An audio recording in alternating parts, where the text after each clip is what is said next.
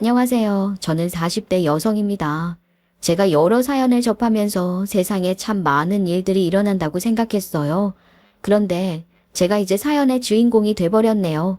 믿었던 남편 놈하고는 작년에 이혼을 했는데 미친놈이 제 뒤통수를 친 것뿐만 아니라 농락까지 했어요.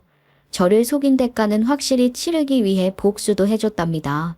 세상 다정하고 가정적인 남편인 척 가증스럽게 굴다가 우연히 두 얼굴을 알게 되었어요. 남편을 충분히 다 안다고 생각했는데 아무리 부부라고 해도 철석같이 믿으면 안 되나 봅니다. 남편이 처음부터 개차반은 아니었어요. 정말 세상 다정하고 능력 있는 사람이었죠. 시부모님 또한 저에게 잘하시는 분들이었어요. 저희 시댁은 정말 깡시골이었는데요. 논과 밭을 꾸리면서 살고 계셨죠. 농사지어서 팔고 잘 키운 농작물들 자식들도 챙겨주고 그러세요.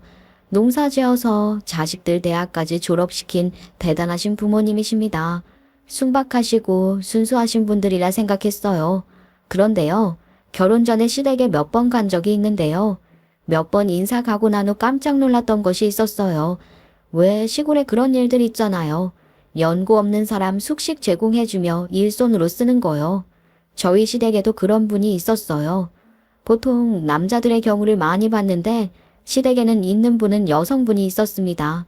남편에게서 그분의 이야기를 듣게 되었어요.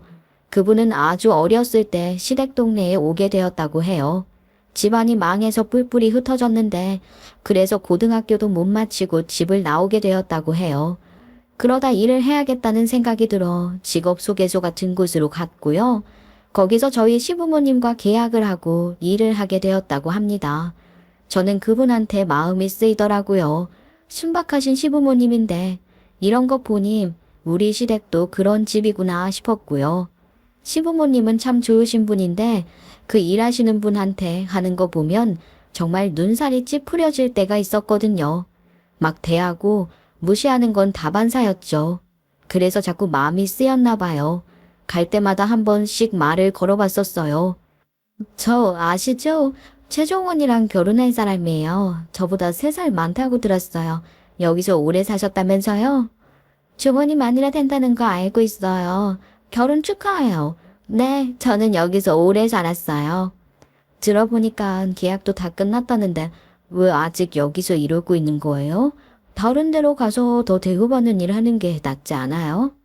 한평생 이런 일 하면서 살았는데 어디 가서 뭘 할 수가 있겠어요? 일은 고대도 돈 대먹거나 나한테 몹쓸 듯 하진 않아요. 맞아요. 저희 시부모님이 그분한테 모질고 일도 고되게 시켜도 돈 줄 건 다 주더라고요. 계산 하나는 철저하신 분이셨어요. 그분이 일한 거 쓰여있는 장부도 있었고요. 정말 한치의 오차도 없이 계산을 철저하게 해서 주셨더라고요. 그거 하나는 정말 잘하신 것 같아요. 시부모님도 딱 줄 건 줘야 하는 그런 마인드를 가지고 계신 것 같아요. 그래도 저는 이상하게 그분한테 더 마음이 쓰이고 잘 해주려고 했어요. 교사까지 하는 네가 신경 쓸 만한 애가 아니야. 걔한테 관심 그만 가져. 우리 귀한 며느리는 우리 집에서 대접만 받고 가면 돼. 나는 네가 우리 미천한 아들하고 결혼을 해준다니 우린 참 고마울 따름이다. 아유, 아니에요, 어머님. 지금 뭐 특별한 게 있나요? 저는 저분과 오랫동안 가깝게 지냈다는데 너무 야박하게 굴지 마세요. 너무 짠해요. 아이, 종년이 저거 별거 아니야. 그래도 일은 그래서 내리고 있는 거지. 너가 신경 쓰는 노예나 뭐 불법적으로 부려먹는 그런 거 아니야. 그러니까 마음 쓰지 않아도 돼. 내가 그런 일은 안 만들어. 알았지? 좀 찜찜한 기분이 들었지만 아무튼 저희는 축복 속에 결혼을 했고요. 아이도 둘 낳고 단란한 가정을 꾸리며 잘 살고 있었어요. 그렇게 10년이 흘렀고요. 결혼 생활에 너무도 익숙해져 갔을 때였죠. 아이고, 잘 지내니? 집안에 별일은 없지? 우리 손주들 공부 잘하고 잘 지내고 있니? 네, 어머님, 저희는 잘 지내고 있어요. 그런데 목소리가 왜 이렇게 안 좋으세요? 어머님 어디 아프세요?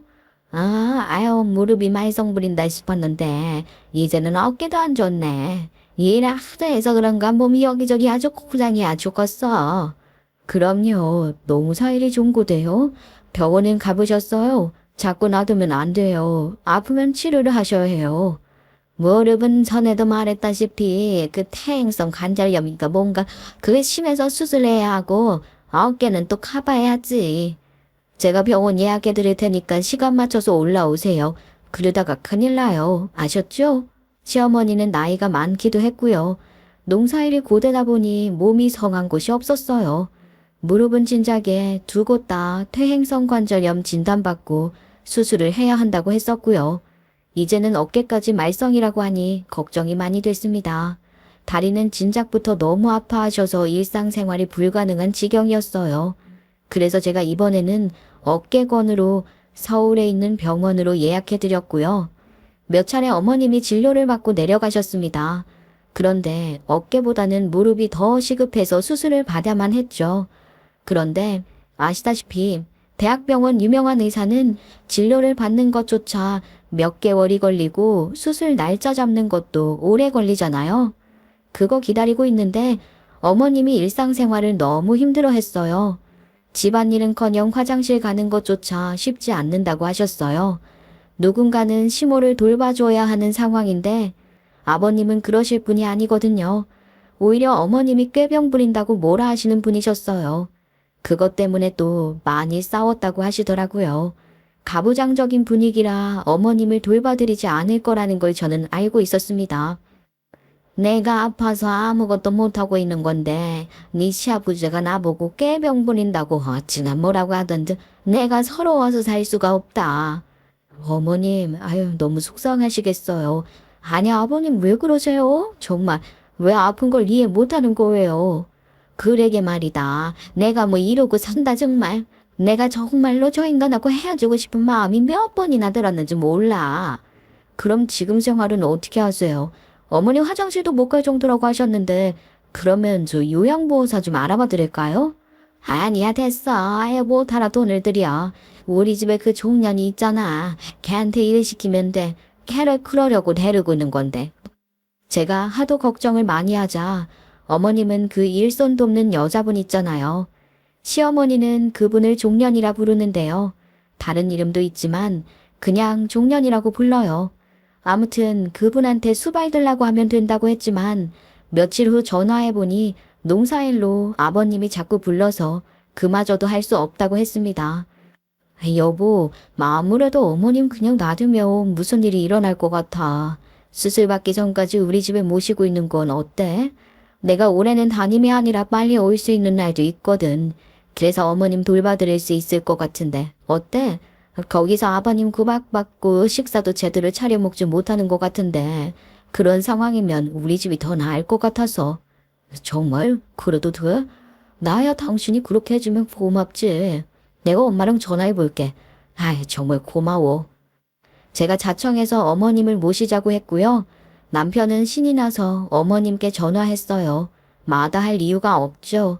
아버님도 차라리 어머님이 안 보이는 게 마음이 더 편하겠다고 하시면서 데리고 가라고 했다고 해요.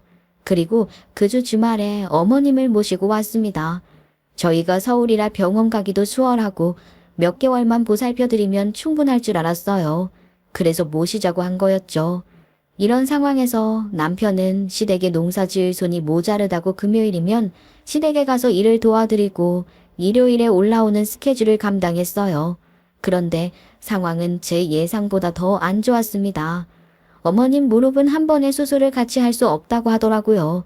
수술 자체가 너무 아프고 한쪽씩 차도 봐가면서 수술을 해야 한다면서 시간이 더 오래 걸렸어요. 또 인공관절 넣는 수술은 바로 퇴원도 못해요. 수술 후에 큰 병원에서 작은 병원으로 옮겨가 재활도 해야 하고 집에 와서도 바로 일상생활 하기에는 무리가 있었습니다. 게다가 어머님은 어깨도 안 좋으시잖아요.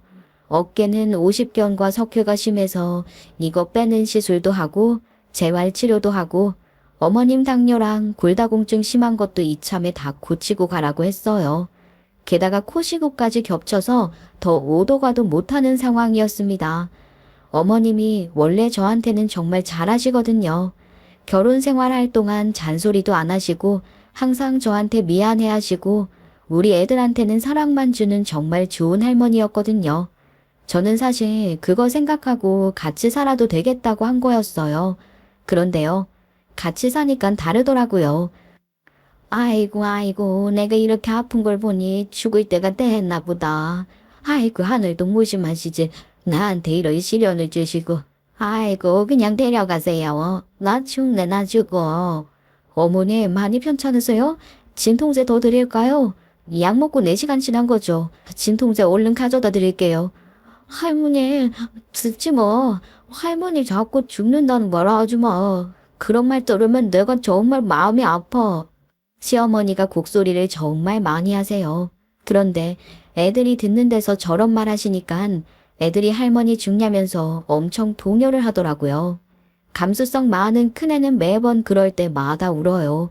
어머님께 그런 말 하지 말라고 해도 그게 재밌는지 자꾸 하시더라고요. 그뿐만이 아닙니다. 예, 그건 미지근하고 반찬이 이게 뭐니? 손 쓸데기만 내놓고서 뭘 먹으라는 건지. 아유, 안 먹을랜다. 가져가. 어머님, 수술 후에 움직임이 없으셔서 의사 선생님이 식이섬유 많이 먹으라고 해서 제가 일부러 이렇게 살인 거예요. 입에 안 맞아도 좀 드세요.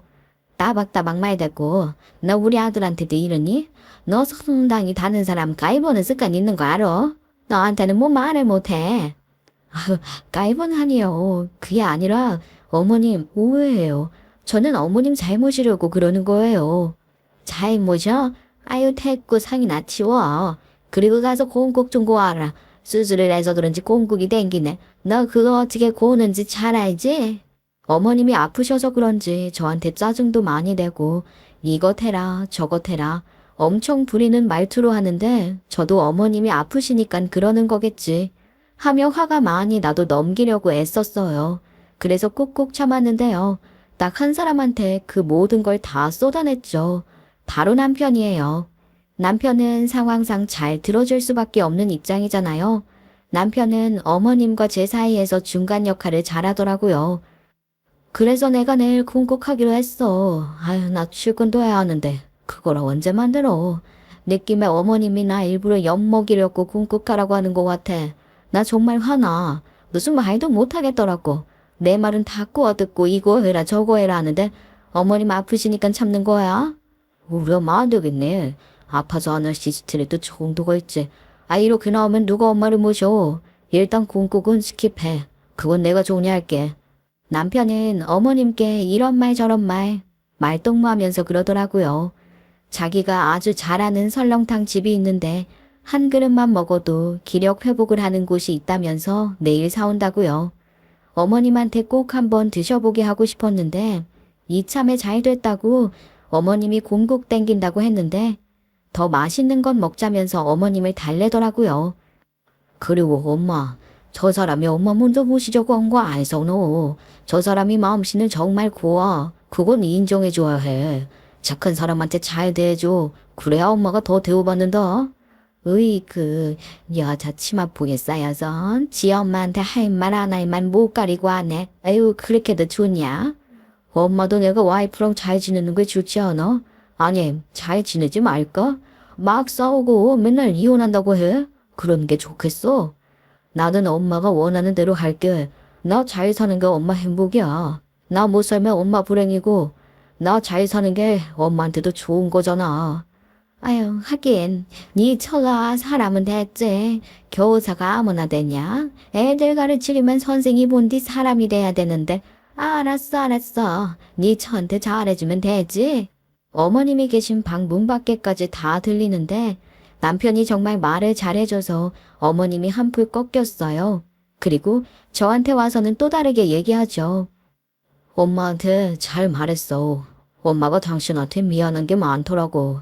그런데 좋아하는 사람한테 더 틱틱거리는 그런 심리 있잖아. 우리 엄마가 그런 식이거든. 엄마가 미안하게 생각해 하고 쑥스러워서 말을 못한대. 그러니까 당신이 이해 좀 해줘. 당신이 괜히 하는 말 아니지? 알았어. 어머님을 좀 이해해 보려고 노력해 볼게. 당신도 수고 많았어. 중간 역할 하기 힘들지? 보통 일이 아니네. 엄마가 빨리 집으로 가야지 안 되겠다. 아, 나 너무 두어져 자리에서 피말려. 아, 중간 역할을 톡톡히 해낸 남편 덕에 그 뒤로도 이런 일이 있으면 잘 넘어갔어요. 어머님이 남편이 저렇게 말했다고 한순간에 바뀌진 않잖아요. 어머님이 또 예민하게 구시고 저를 또 하대하면 저는 또 열받는데요. 그럴 때 살짝 언성이 높아질 때가 있었는데 어머님이 알아서 깨갱해 주시더라고요. 그리고 종종 아버님까지 합세해서 제 기분을 풀어주려고 하셨습니다. 애미야, 네 시어머니 모시기 힘들지 않냐? 내가 네 통장으로 돈 보냈다. 다달이 그 금액 보낼 테니까 그건 네 시어머니 생활비로 쓰고 뒤에 보낸 돈이 있을 거야. 그건 네 용돈이야. 고생 많지? 겁 마시는 거 사 먹으면서 기분 전환도 해. 네 시어머니가 아들 가졌다고 아주 요새 떨고 있을 게 보여서 내가 괜히 미안하다. 아니, 아이, 뭘 돈을 보내셨어요, 아버님. 저희가 충분히 어머님 보살필 수 있는데요. 어쨌든 주셨으니까 감사히 잘 쓰겠습니다. 맛있는 거 사 먹으면서 기분 전환도 좀 잘할게요. 그래, 그래. 내가 해둘 수 있는 게 그거밖에 더 되냐. 자식들 잘 살게 해주는 게 부모의 역할이지. 안 그러냐? 우리 조금난 우리 재산 다 장자인 너네한테 줄 거니까 조금만 더 고생해라. 아버님, 어머님 모시는 건 제가 알아서 할 텐데요. 저 그 돈 욕심 안 나요. 아끼지 마시고 아버님도 아프면 병원 다니시고 드시고 싶은 거 있으시면 사 드시고 그러세요. 그 돈 다 쓰고 가세요. 하하, 아유 우리 며느리가 이렇게 배포가 크다니까. 그래 고맙다. 내가 다시 연락할 테니까 고생해라. 끊자. 집안의 남자들이 제 기분을 살피느라 아주 그때는 다들 애먹었을 거예요. 아무튼 어머님 모시는 것은 쉽지 않았어요. 남편은 어머님 말동무만 해드릴 줄 알지 목욕 시키고 밥 먹이고 병원 가고 그런 건 다 내 차지였죠. 왜 사람들이 부모님을 요양원에 맡기는지 알겠더라고요. 일도 해야 하는데 공백기를 채울 수가 없고요. 예민해진 어머님을 감당하기 힘들었죠. 어머님이 힘들게 할수록 요양원 생각과 이혼 생각이 엄청 많아지면서 저도 예민해졌죠. 그런데 저희 남편이 아주 눈치가 빨라요. 한 번씩 이런 생각 들 때면 남편이 우리 친정에 한 번씩 가서 용돈 드리고 오고 그러더라요. 오늘 김서방 왔다 갔어. 어쩜 그렇게 싹싹한지 몰라. 네 아빠가 못 고치던 화장실 환풍기도 고쳐주고 갔다. 김서방 정말 든든해. 아이고 예뻐 죽겠어. 엄마, 남편이 왜 그랬겠어? 내가 그만큼 하니까 미안해서 그러는 거지. 지금 시어머님 모신 지가 얼마야. 지도 찔리니까 그런 거지. 어쨌든 잘해줘. 이런 사위 없다. 저갓집에 와이프 없이 혼자 와서 이렇게 살갑게 하고 가는 사위가 어딨니? 아, 나는 너무 고맙더라. 내가 어머님 모시기 전에는 친정 동네에 가지도 않는 사람이잖아. 찔리니까 그래. 엄마도 너무 예뻐하지 마. 사람 버릇들어. 남편이 저희 부모님께 잘하면 저희 부모님은 제 속도 모르고 저한테 남편 칭찬을 쏟아내세요. 남편이 왜 저희 친정에 잘하겠어요. 제가 자기 엄마 잘 보살펴 드리고 있으니까 그런 거겠죠. 기브앤테이크 같은 느낌이라 남편이 저희 부모님께 잘하는 게 좋지도 싫지도 않은 그런 느낌 아실까요? 그렇게 해서 어머님을 저희 집에서 3년이나 모셨고요. 웬만큼 일상생활이 가능할 수 있을 컨디션이 되어서 어머님은 다시 공기 좋은 시골로 내려가셨습니다. 당신 정말 고마웠어. 당신 같은 며느리는 정말 없을 거야. 3년이나 우리 엄마 보살펴줘서 정말 고마워. 내가 앞으로 당신한테 충성을 다할게. 정말 최선을 다해 뽑아들고 살게. 아, 됐어. 이제 없어. 나도 너무 힘들었고 2번 다시는 못할 것 같아. 그런 줄 알아? 그럼 이번이 마지막이지. 나도 엄마가 얼른 내려가길 기다렸어. 내가 여행 예약했거든. 여행? 나 지금 여행 갈 기분도 아니고 휴가도 못 내. 그냥 취소해. 나는 그냥 쉬고 싶어. 그래서 주말로 했고 장인어른 장모님께 이미 다 말씀드려서 취소 못해. 그러니까 꼭 가야 해. 알고 보니 남편이 저희 친정 부모님과 같이 여행 가려고 예약을 해놨더라고요. 남편이 성의를 보이니까 저도 어깨가 으쓱해지더라고요. 3년 솔직히 쉽지 않았는데 남편이 정말 고마워하고 저희 부모님께 잘하니까 나도 보기 좋더라고요.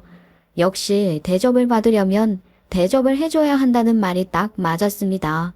어머님도 돌아가시고 친정 부모님과 여행도 갔다 오고 드디어 저희 네 식구만 보내게 되는 날이 되었어요. 단란하게 딱 4명만 집에 있으니 마음이 어찌나 가벼운지 이런 게 행복이구나 싶었어요. 그런데요, 그런 홀가분한 행복이 오래가진 못했습니다.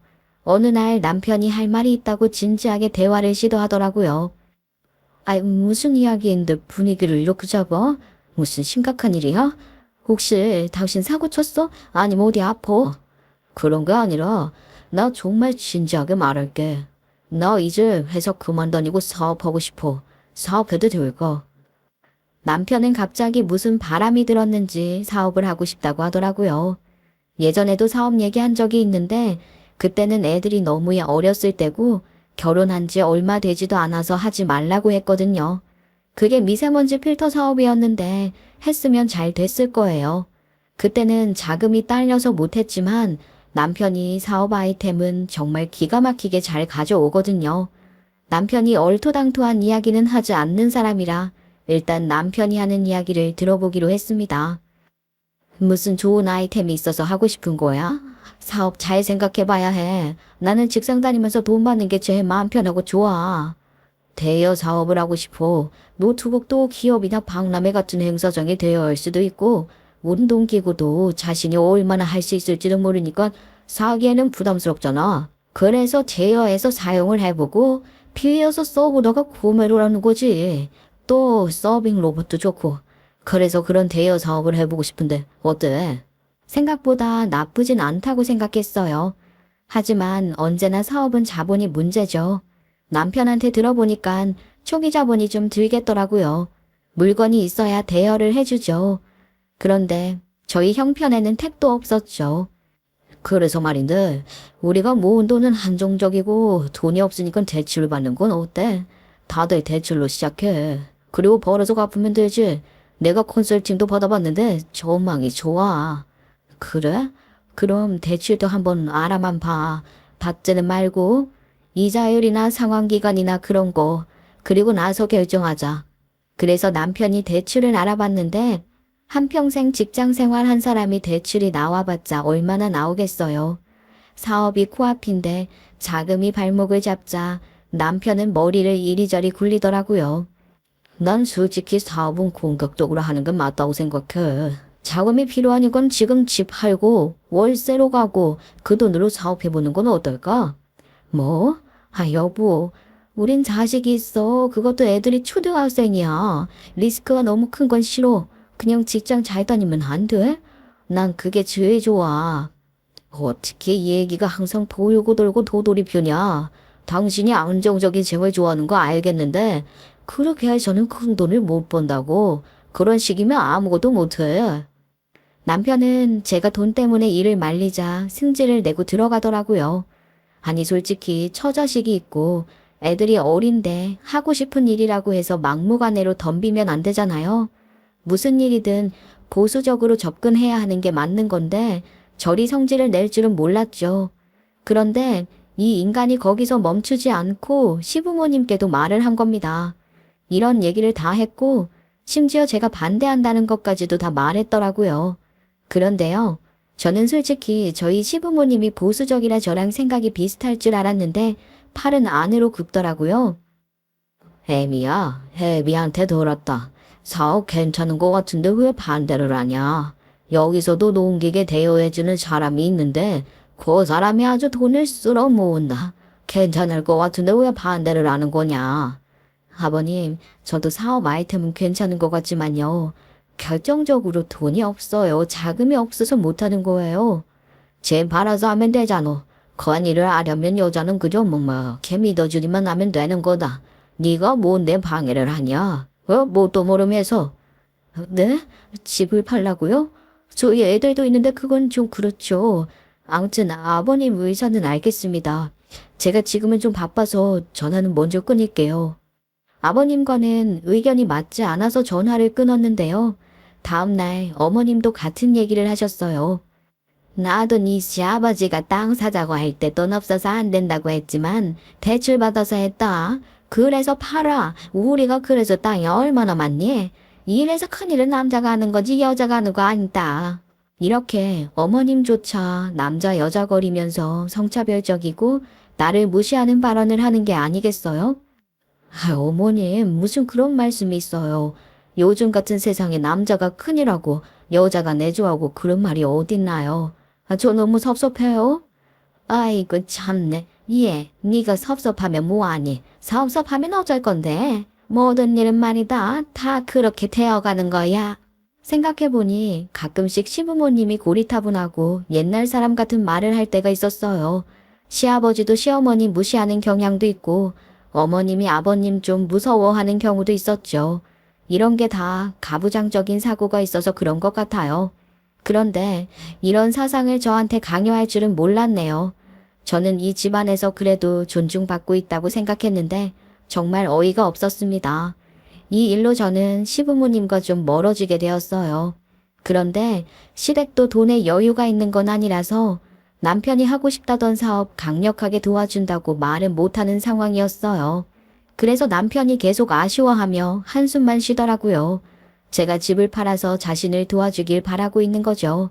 저는 집까지 팔아가며 남편의 사업을 지지할 생각은 없기에 남편과도 어색한 사이로 살고 있었죠. 그런데 뜻밖의 돈 나올 구멍이 생겼습니다. 시어머니께 전화가 왔는데요. 그 내용은 심히 충격적이었어요.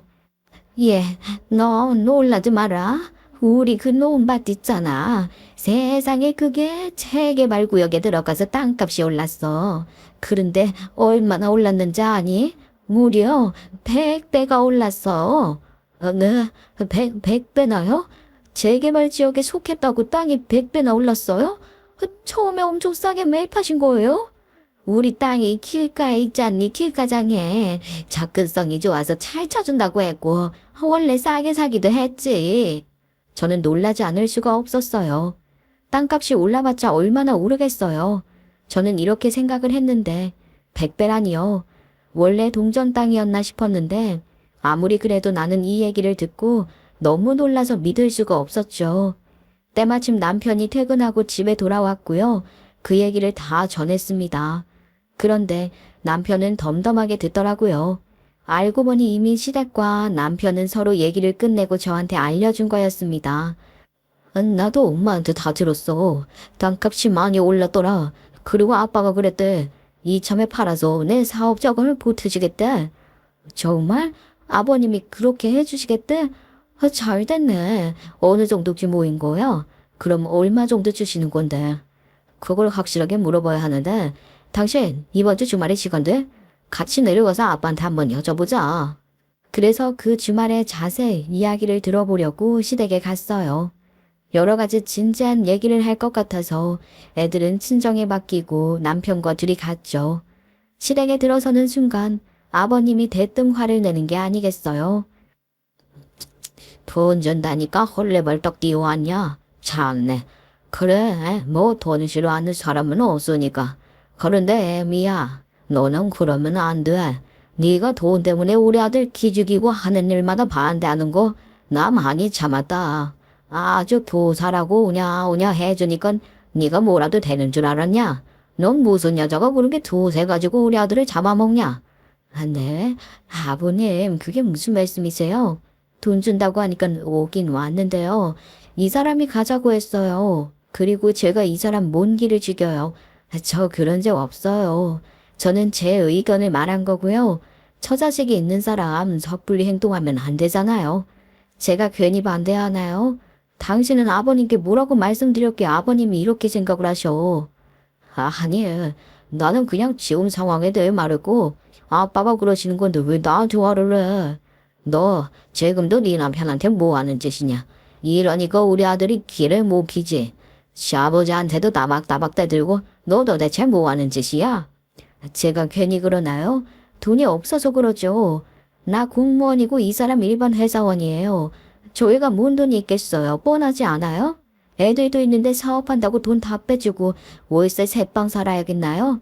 이렇게 불안하게 왜 살아요? 다니던 직장 계속 다니면 되죠. 그놈의 돈.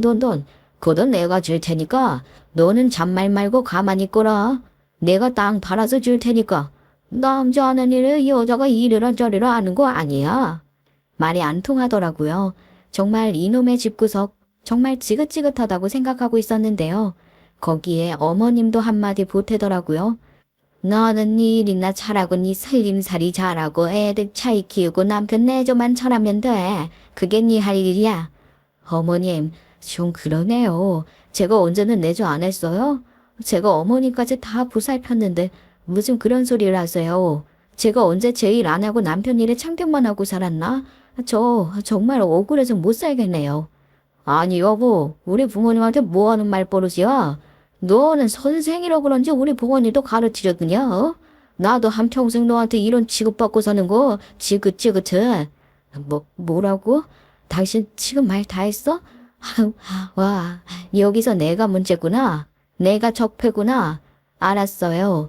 문제인 사람은 빠져줄 테니까 알아서들 하세요. 땅을 팔아서 아들 준다는데 제가 뭐라고 해요. 아버님이 돈 주면 당신이 돈 받아서 사업하면 되겠네. 그럼 제가 그렇게 하겠다는데 뭐라고 해요. 너무 어이가 없었습니다. 이 집안은 내가 문제구나 싶어서 그때 그 집을 나와서 밥도 안 먹고 남편 나올 때까지 채 앉아 있었어요. 남편은 심지어 어머님이 차려주는 저녁 밥을 다 먹고 나왔고요. 말없이 운전대를 잡고 저희 집으로 향했습니다. 집으로 돌아가는 차 안에서 남편은 한마디도 안 하더라고요. 그냥 입 다물고 아무 말도 안 하기에 저도 아무 말 하지 않고 집으로 돌아왔습니다. 애들은 친정에서 밥 먹고 잠이 들었다고 해서 하룻밤 거기서 재우기로 했고요. 빈집 안에 제가 신발을 벗고 집 안으로 들어가는 순간 남편이 이렇게 말했어요. 우리 이혼하자. 나 당신과 한 집에서 못 살겠어. 생각해보니까 나는 당신만 없었으면 진작에 잘 됐을 것 같아. 그리고 우리 부모님 말씀 하나도 틀린 거 없어. 그전에도 당신이 사업반 돼서 못했는데 그때도 빚 내서 그냥 했었으면 진작에 그 돈 다 갖고 돈 많이 벌어서 떵떵거렸을 거잖아. 내 악기를 당신이 도우면 안 돼. 이 사람이 이렇게 생각할 줄은 몰랐어요. 그동안 나름 화목한 집안이라 생각하고 살았는데요. 이번에 어머님 아버님과 마찰이 있었던 것도 그냥 지나가는 일이라고 생각했어요. 그런데 갑자기 이혼이라니요? 이런 걸로 헤어진다는 생각은 하지 않았거든요. 뭐라고? 이혼? 당신이 그렇게 생각할 줄은 몰랐네. 헤어질 정도로 이번 사태가 큰일은 아니라 생각하는데 결국 당신 맘대로 아버님 지원받아 사업하기로 하지 않았어? 그럼 된 거 아니야? 당신한테 오며 살기 싫다고 뭐든 다 허락받고 당신 오더가 떨어져야 뭐든 할 수 있는 내 인생이 너무 불쌍해. 나는 이제 좀 자유롭게 살고 싶어. 결혼한 남자들이 다 이러고 살지. 다들 어떻게 사는지 좀 봐. 이런 게 책임감이고 이런 게 가장인 거야. 나는 뭐 하고 싶은 게 없는 줄 알아? 당신이 너무 철없는 소리 하는 거 아니야. 그렇게 생각한다면 어쩔 수 없지. 내가 느끼는 고통은 나만 아는 거니까. 그러니까 이혼하자고. 나는 당신 옆에서 숨도 못 쉬겠어. 답답해. 멘탈이 약한 건지 아니면 무슨 꿍꿍이가 있는 건지. 혹시 여자 생겼니? 그래서 그러는 건 아니지? 그만해 거참. 사람을 모함하는 것도 정도 같아. 이래서 당신하고 얘기하기가 싫다는 거야. 에라이 이놈의 짓고서. 남편은 그날 저와 된통 싸웠고요. 갑자기 화를 내더니 짐을 싸서 집을 나가버렸습니다. 너무 어이가 없었어요. 아니 여러분, 제가 잘못한 게 있나요? 남편 사업 반대했다고 집안에 역적이 되었어요. 집까지 팔아서 남편 사업 자금을 줘야겠냐고요. 그건 아니잖아요. 정말 어이없는 상황이었죠. 그런데 더 어이없는 게 뭔지 알아요? 며칠 후 주말에 제가 아이들과 집에서 쉬고 있었는데요. 이른 아침부터 저희 집에 누군가 찾아왔습니다. 놀랍게도 시골 시댁에서 종살이하는 여자가 곱게 차려입고 저희 집은 어떻게 알았는지 왔습니다. 누가 배를 눌렀길래 보니깐 그 여자였어요. 무슨 일로 왔냐니깐 심부름 왔다 해서 어머님이 보낸 줄 알았죠. 집안에 그 여자를 들였고요. 차까지 내줬는데 그 여자가 하는 말이 정말 가관이었습니다. 무슨 일로 이렇게 이른 아침에 오신 거예요? 어머님 심부름 오셨다고요? 무슨 일이에요? 그건 사실 뻥이고요. 당신 남편에 대해서 이야기하려고 왔어요. 충격받을지도 모르는데. 저희 남편이요? 아니, 저희 남편에 대해서 뭘 아세요? 무슨 말을 하려고요? 해보세요. 충격 안 받을 테니까요. 저는 솔직히 저희 싸운 것에 대해서 할 말이 있거나 그런 줄 알았어요. 그런데요, 그 여자 입에서 나오는 말은 심히 충격적이었습니다. 당신이 당신 시어머님 모실 때 당신 남편이 주말마다 시댁에 내려갔죠. 사실은 나한테 와서 나랑 다정하게 있다가 간 건 모르지? 뭐라고? 당신이랑 있었다고? 그때 매주 갔었는데 당신한테 가서 다정한 시간을 보냈다고. 정말 충격이긴 했어요. 저한테는 자기 엄마 병수발 들게 하고 지는 나가서 바람이나 피고 있었다는 게 말이 돼요. 다 봐, 충격이라고 했지? 지금도 내 집에 와서 나랑 같이 살고 있어. 네 남편이 종살이 그만하게 해주고 심지어 근처에 오피스텔까지 계약해줘서 같이 살고 있다고. 나랑 그 있는 보통 사이가 아니야. 나랑 있어야지만 안식을 느낀다. 내가 그 동네에 처음 왔던 10대 때부터 지금까지 우린 서로 사랑하는 사이고 너랑은 어쩔 수 없이 결혼한 거야. 알고 보니 남편과 종년이는 처음 만났을 때부터 사랑에 빠졌다고 했고요. 둘이 아주 예전부터 갈 때까지 간 사이라고 합니다. 하지만 시댁에서는 종년이를 사람 취급도 안 했으니까 결혼할 생각도 못 했던 거예요. 그렇기 때문에 조건이 좋은 저랑 결혼했고요. 그 이후로도 종년이를 몰래 만나고 다녔다고 합니다. 남편이 이제 시댁에서 100배가 오른 땅을 팔아 사업 자금도 대준다고 하니까 종년이 종살이 마감시켜주고 심지어 결혼도 하자고 했대요. 그 말을 듣는 내내 현실감이 떨어져서 화도 안 나더라고요. 아주 대단한 사랑 납셨다. 지금 뭐 하자고 나 찾아온 건데 우리 집까지 찾아와서 뭐 어쩌자는 건데 말을 해봐. 그러니까 이제 좀 떨어지라고. 내가 네 속셈 모를 줄 알아. 시댁이 갑자기 통벼락 맞게 되니까 너 그것 때문에 이혼 안 하려고 하는 거잖아. 그 인간이 그러디? 아주 대단한 사랑 납신 줄 알았는데 너네도 별거 아니구나. 우리 사랑 모욕하지 마. 네가 생각하는 그런 거 아니니까. 2억이면 되겠어? 2억 주면 이혼할래? 이 아줌마 2억 줄 테니까 도장 찍읍시다. 찍으라고. 종년이는 본인이 2억 줄 테니 먹고 떨어지라고 하더라고요. 제가 시아버지가 주는 돈이 탐나서 이혼을 안 할 거라고 생각했나 봐요. 너 이러는 거 우리 남편도 아니. 우리 남편이 너한테 가서 이런 말 하라고 한 건 아닌 것 같은데. 당연히 나 혼자 온 거지. 내가 너 내치려고. 그이가 마음이 약해서 이런 말 못하잖아. 난 할 수 있고 내가 골치 아픈 일 처리해 주려고 한 거야. 이런 게 내주지. 안 그래? 난 너랑은 달라. 그이가 하고 싶은 건 뭐든지 해줘. 그래서 날 사랑하는 거고. 사랑은 개뿔. 그래, 그건 그렇다 치고. 2억은, 이거 무슨 2억이야? 그 돈 무슨 돈인데? 혹시 그 인간 돈이니? 내가 평생을 판일하며 모은 돈이야. 내가 손톱 빠지고 비 맞아가면서 번 돈이라고. 그 돈에 넣어줄 테니까 먹고 떨어져. 너 바보니? 네가 그렇게 고생해서 평생 모은 돈을 나한테 준다고? 그 인간을 얻기 위해서? 난 그런 푼돈 상관없어. 너 이혼하면 우리 바로 혼인신고할 거고 그럼 내가 사장 와이프 돼서 돈방 속에 앉게 되는데 그 정도 2억이라는 돈은 껌값이지.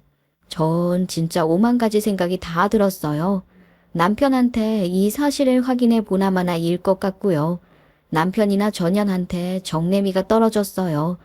2억 먹고 떨어지라는데 안 떨어질 이유는 없는데 2억도 준다는데 제가 안 받을 이유는 없죠.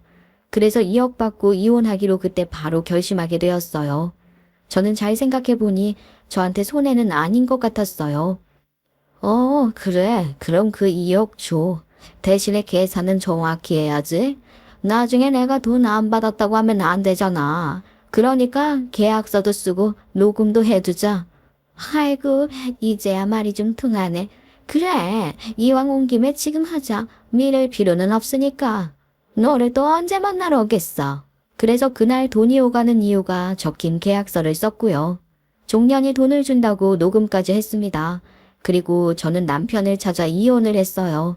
우린 협의 이혼으로 아주 빠르게 진행을 했습니다. 저도 저 싫다는 배신자와는 하루라도 부부의 인연을 맺고 싶지 않았거든요. 그리고 진짜로 저희가 이혼한 지 얼마 뒤에 종년이는 진짜 2억을 보내왔습니다. 그 후로 그 사람과 인연은 끝이라 생각했는데요. 그런데요, 이혼을 한 후 제 집에 예전 시부모와 전 남편이 찾아왔습니다. 저를 아주 죽일 듯한 표정이었고 영문 모르겠다는 표정인 상간녀도 같이 왔었죠. 저희는 재산 분할할 때 양육권을 제가 갖기 때문에 집을 갖는다고 했어요. 대신에 남편이 현금을 일정 부분 갖는 걸로 했죠. 그래서 집은 그대로였는데요. 이곳에 그 집 사람들이 찾아올 줄은 상상도 못했어요. 무슨 일로 찾아왔어요? 연락도 없이요. 무슨 할 말이 있으셔서 이렇게 찾아온 것 같은데. 네, 해보세요. 혜미야, 아무리 그래도 그렇지 우리 신고하면 어떡하냐? 가족끼리 잘 살아보려고 한 건데. 가족끼리요? 무슨 소리세요? 어머님 아버님 혹시 모르세요? 저희 이혼한 거. 이 사람과 저 이혼한 지 한 달이 넘었어요. 두 분은 놀란 토끼 눈을 하고 남편을 쏘아보았죠. 뭐라고? 이혼? 너네 이혼했어? 이게 무슨 일이냐? 예, 애비야 말 좀 해봐. 너네 정말로 이혼했냐? 시어머니 시아버지가 아무리 추궁을 해도 남편은 대답이 없었고 자세를 고쳐 앉더니 무릎을 꿇었습니다. 그리고 고개를 푹 숙이고 있었죠. 옆에 종려는 원망의 눈빛과 난감하다는 표정을 하고 있었어요. 하나도 모르셨구나. 하나 더 충격적인 사실 알려드릴까요? 남편에게 여자가 있었는데요. 바로 저 종년이에요. 제가 바로 상간녀라고요. 뭐라고? 멀쩡한 직업도 있는 네 조강지 쳐버리고 만나는 년이 고작 종살한다는 전년이냐? 예, 넌 미쳤어. 도대체 왜 그런 거야? 안 돼. 우리 집에서는 절대 이혼은 안 돼. 그건 있을 수가 없는 일이야. 어머님이 전 남편 등짝도 때리고 머리도 쥐어박으며 나무랐어요. 그랬더니 종년이가 그것을 말리는 게 아니겠어요. 어머니, 이 사람 그만 때리세요. 이 사람 아파요, 아파. 그리고 저 이제 종년이 아니고 이제 며느리 될 거예요. 어머님, 아버님 이제 저를 좀 대우해 주세요. 시부는 종년이가 말이 끝나자 그년의 뺨을 세차게 날렸습니다. 엄청 끔찍해 했고요.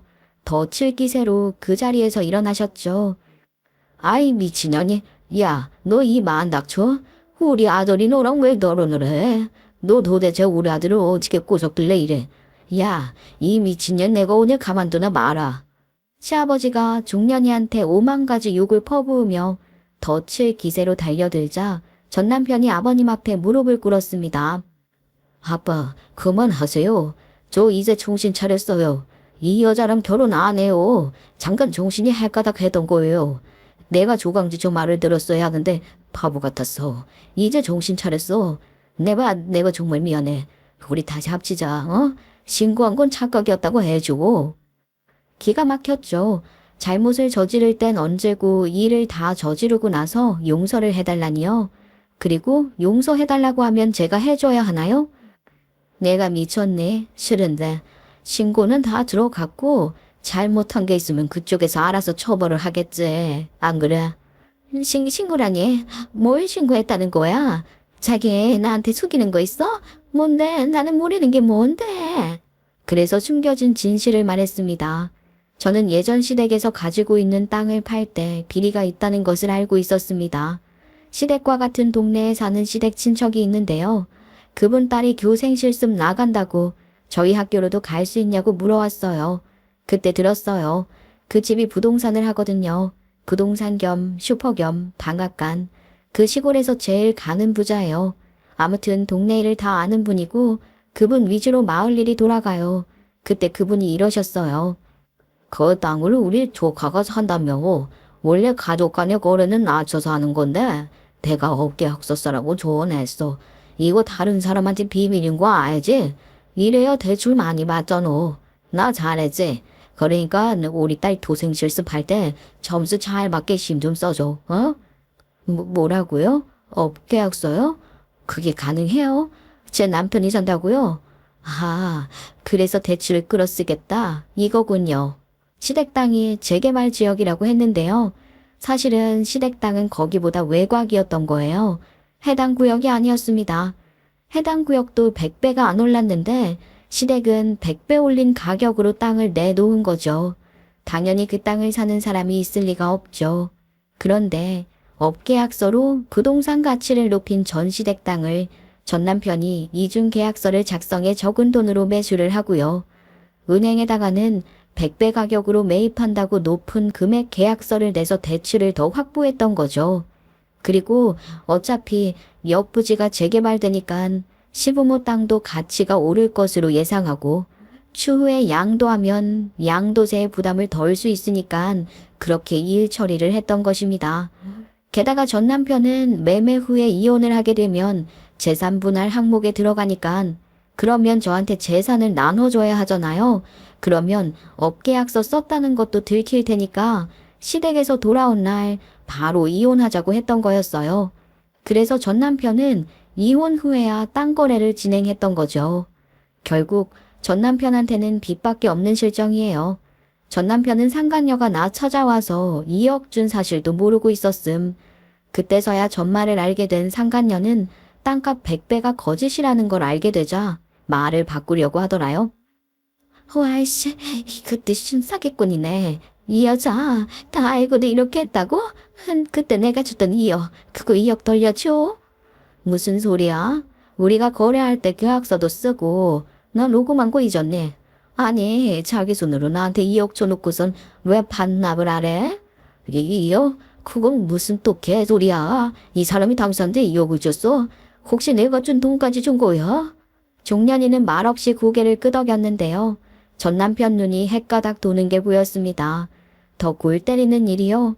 종년이가 저한테 준 2억 중에 절반이 남편 돈이라고 하더라고요. 종년이가 남편한테 청소업체 차리는데 돈 좀 보태주라고 해서 1억을 받아냈대요. 그 인간도 신용대출 받은 돈으로 준 거였다는데요. 상간녀한테 1억 줄 정도로 신뢰가 그렇게 두터운가 봐요. 지랄들 났어요. 나한테는 2억 모두 지가 모은 돈이라고 했지만 실상은 그게 아니잖아요. 제 앞에서 돈 많이 모아놨다고 고개 뻣뻣하게 들더니만 쌤통이더라고요. 아무튼 저는 예전 시부모와 전 남편 사이에서 거래한 땅이 정상적으로 이루어진 거래가 아니라는 걸 알게 되었고요. 바로 국세청에 신고를 했습니다. 신고 들어가서 그 인간은 조사받게 되었죠. 아마 거래는 취소될 거고요. 그럼 은행에서도 대출받은 금액 상환하라고 할 겁니다. 그리고 종년이한테 줬던 1억 신용대출 받은 것도 다달이 갚아나가야 하는데 대출 무리하게 받아서 그거 갚느라 종년이는 다시 잠도 못 자고 열일하는 중이라고 합니다. 원래는 혼인신고하고 전 남편 돈으로 갚아나갈 요량이었겠지만 바보 같아요. 전 남편이 어떻게 사업 아이템은 그렇게 잘 골라오는데 일 처리는 세세하지 못한지 생각이 없는 거죠. 이래서 일을 저지르기 전에는 생각을 많이 해야 하는 거예요. 변수가 많으니까요. 아무튼 나는 전 남편과 깔끔하게 이혼했었잖아요. 재산 분할도 끝났고 양육권도 끝났고 양육비도 잘 들어오고 있어서 나는 전혀 문제될 게 없어요. 애들이 아빠 없이 사는 게 좀 불쌍한데 그건 내가 잘 해줘야죠. 그리고 저는 그때서야 종년이한테 상간녀 소송도 진행해서 위자료도 받아냈고요. 저는 직업도 있겠다. 집도 있겠다. 상간녀가 준 2억도 있고 위자료들도 있겠다. 잘 살 일밖에 없어요. 전 아직도 제가 잘못한 일이 없다고 생각해요. 오히려 제가 뒤통수 당한 거고 그 인간과 결혼을 함으로써 제 인생이 더 피곤해졌다고 생각하는데 그 집구석은 제가 신고해서 인생 망했다고 욕을 하더라고요. 그만 이제는 잊고 살려고요. 그래도 되겠죠? 제 이야기는 여기까지입니다. 본격 더운 여름이 시작되었는데요. 시원한 여름 보내시길 바랍니다.